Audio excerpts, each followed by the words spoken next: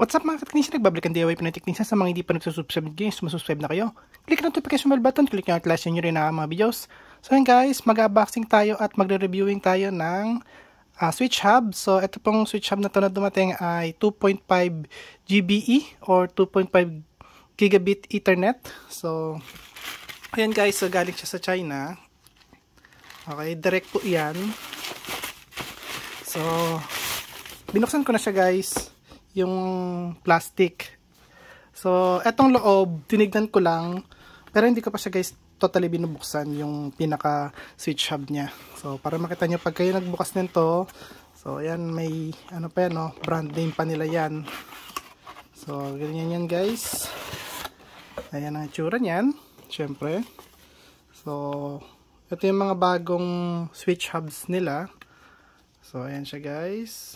So, pwede nyo yan kontakin direct kung gusto nyo bumili ng maramihan. So, ayan yung manual niya. Okay.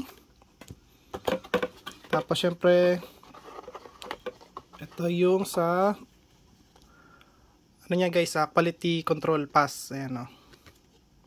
So, bago yan inilagay dito, syempre, chinek nila yan lahat. So, ayan yung switch hub natin. Mamaya ko na guys, anin to. Buksan to. Ito yung charger niya. So, charger lang yun nandito. Ayan. So, ngayon guys, yung charger na ginamit dito ay, ayan siya. So, pwedeng pang 110, pwedeng pang 240. Ayan. So, 12 volts, 1.5 amps siya. Equivalent sa 18 watts. So, ayan. At para pakita sa inyo na hindi ko pa siya talaga totally binubuksan. Ayan siya. May bigat siya guys. Ayan. Model number niya ay KP-900-9XH-X. So, 8 port siya na 2.5 GB. Guys, Ethernet switch. Ayan. Input voltage, 12 volts. Ayan guys. Okay. At buksan na natin siya guys. Ay, hindi ko pa rin pinakabukasan niya ito. Ayan. Ayan guys, hindi ko pa rin pinabuksan kasi isa pa lang yung ano dyan eh. Isa pa lang yung tape. Kung yan dalawa na tape yan, binuksan ko yan. Pero hindi, isa pa lang.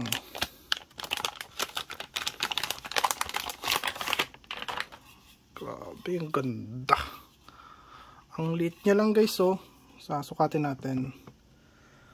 Almost 3 inches. So, ito yung 0 natin. 1, 2, 3. Almost 3 inches siya guys. Tapos yung haba niya, ayan, 7 inches guys. Saktong-sakto yung 7 inches. So, 3 inches by 7 inches by 1 inches guys. So, saktong-sakto. Ayan, galing. Ganda. Guys, ayan o. So, meron siyang indicator dito na kapag orange yung kulay, tumatanggap siya ng 2.5G. Tapos kapag green naman, tumatanggap siya ng 1G or mababa sa 1G guys. Okay. Tapos ito yung, ano ba tawag niya rito? May tawag dito guys eh. Pero hindi ko siya gagamitin kasi wala akong ipapasok dyan. Wala akong may lalagay dito guys. Kasi pang ano to eh, pang ang tawag dito, pang fiber optic. Ayan, may pinapasok dito ng board na ang fiber optic yung nakalagay dito sa may board na yun. So, hindi ko yun gagamitin. Ito lang guys. Ito lang yan. So, yan keep link. Yan. So, try natin yan guys. Kaya ako inon rin yan binili. Gusto ko siya itry kung tunay siya. Okay? Although yung ano namin, yung internet namin guys ay 500 G lang guys. So, kami na 500 G nga guys. 500 Mbps guys, sorry. Hindi 500 G kasi wala naman ganun eh. So, ayan. So, ayan guys, at tinest ko yung ano namin, internet kung talagang nasa 500 Mbps lang. So, ayan siya guys. At ito yung switch hub, di ko pa sinasaksak. Bale, ang gagawin ko ay ilalagay ko tong sa Brent na 2.5 GBE rin guys. So, ilalagay ko siya rito. Tapos ito, ilalagay ko sa may computer ko guys. So, para makukuha ko yung maximum talaga. Okay? So, ayan guys, hindi ko pa siya nilalagay. So, at least alam nyo lang na ayan yung internet provider namin. Titignan ko guys kung tataas pa siya. Sana tumaas syempre guys. So yan guys, kung nakikita nyo, kumukonect na yung router ko rito na Wi-Fi 6, yung ano ko guys, yung GLI net na MT3000. So nakita nyo, meron siyang communication sa 2.5G. Ayun o. Ito yung ISP ko. So ibig sabihin, ito guys, hindi siya nakikipag-communicate sa 2.5G. Okay, so namamaximize niya lang yung 1000. So, ngayon, ito, yung sa computer ko. At, nakalagay siya dito guys sa may, sa Brent guys, 2.5 GBE. So, ngayon nalagay ko to sa may computer ko. So, kailangan to guys nakasaksak sa USB 3.0 o 3.2. So, ayan guys, sasaksak ko na. Ayan, tignan natin guys. Ayun. So, nakipag-communicate din siya guys. So, ayan o. Nakipag-communicate din siya sa 2.5G. Tapos meron din siyang 1G. Ayan. So ngayon, ayan guys, para maniwala kayo, hindi ko kayo dinadaya. Yan pa rin yung nakalagay na ano natin kanina. Mbps 510 Mbps. So ngayon try natin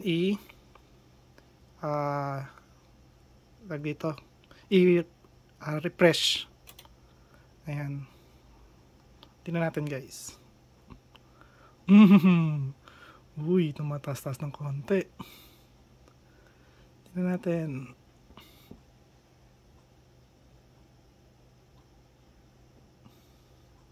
Namatay. Namatay? Namatay yung ano ko guys. Namatay yung sa USB ko. Kaya eto guys, namatay din.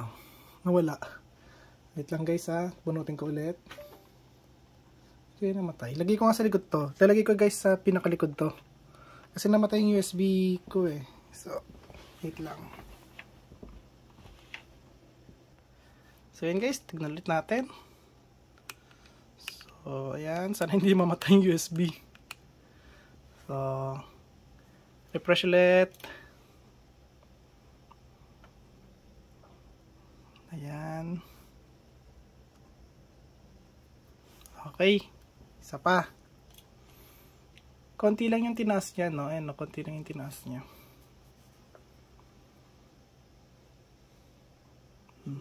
Try naman natin ng ano, guys. Speed test. Ayan. Try natin to guys.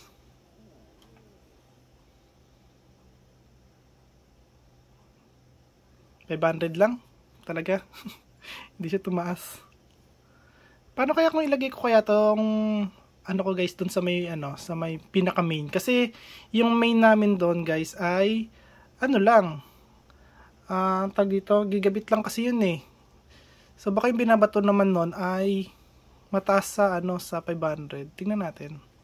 Anin natin guys, paglalaroan ko lang siya para magamit natin ng maayos to. Tsaka tignan nyo mabuti, nagkakaroon ako ng ads dito. Dapat yan walang ads eh. Kasi hindi ako dumaan doon sa may Wi-Fi 6 ko. So wait lang. So yan guys, at wala siyang internet.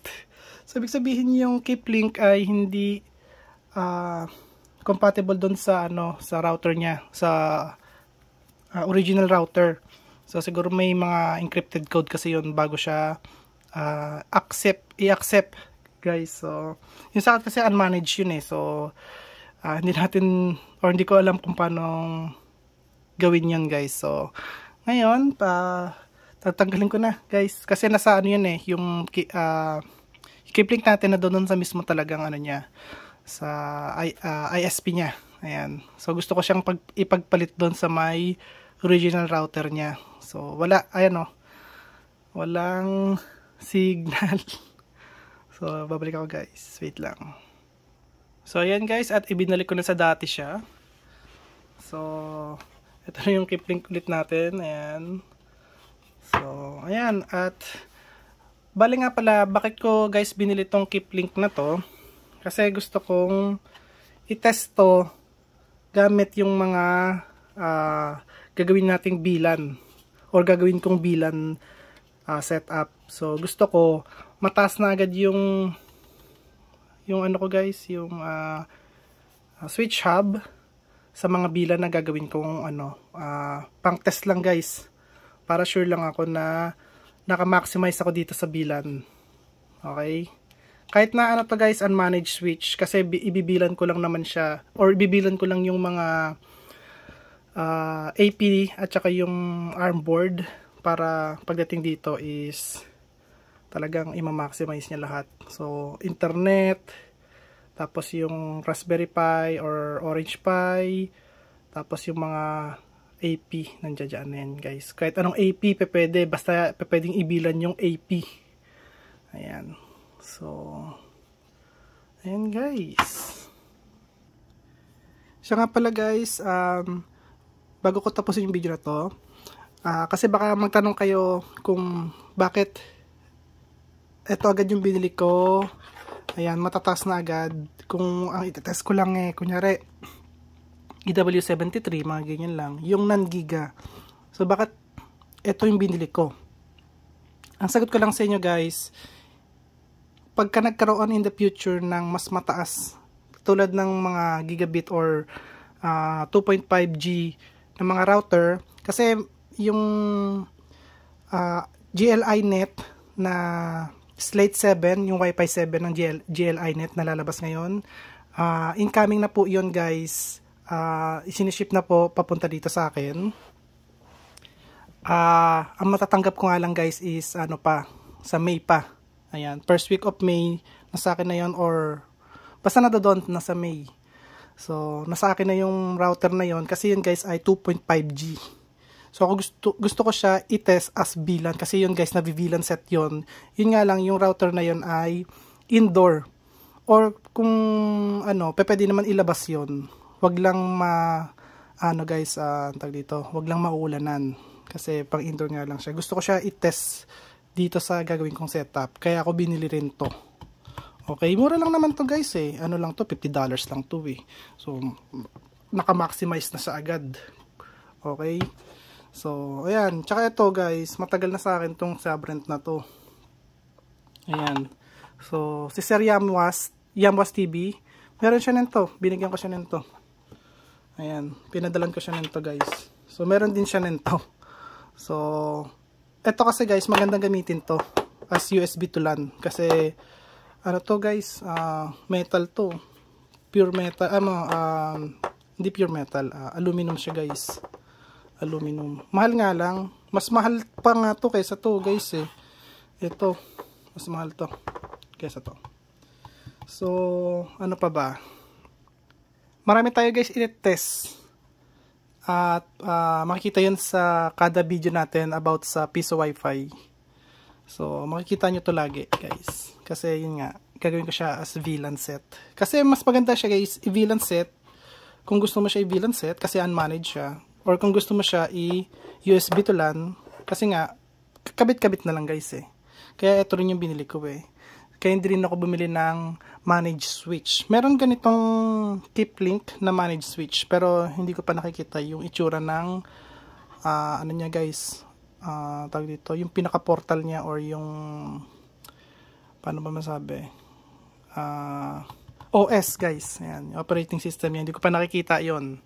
So ito pa lang, kasi nga unmanaged to, no need na yon para i-manage or i-configure yung mga settings. Ayan.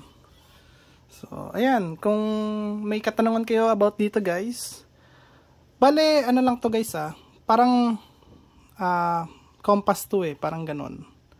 Ano siya, nasa China siya guys, galing. So lahat naman ng ano natin guys, galing sa China doon lang naman ginagawa yan So hindi siya sikat guys, pero feeling ko sisikat to guys in the future. So ayan, kung may katanungan kayo kay Kipling or sa mga bendo machine, mga ganyan guys, comment lang kayo. Or sa mga electronics guys, kasi nag-electronics ako. Kaya nga DIY Pinoy Technician tayo kasi magdi-DIY tayo ng kung anong gusto natin. Baka kasi sabihin nyo na puro piso wifi lang yung content ko guys, hindi. More in electronics, kahit na ano sa electronics. Okay? So, nabighani lang ako sa piso wifi nung nagsimula ako. Kaya, ayan. So, and guys, at kung nagustuhan niyo ang video ko, huwag kalimutan mag-like, share, subscribe. Click notification bell button. Click nyo guys. Bye. Peace.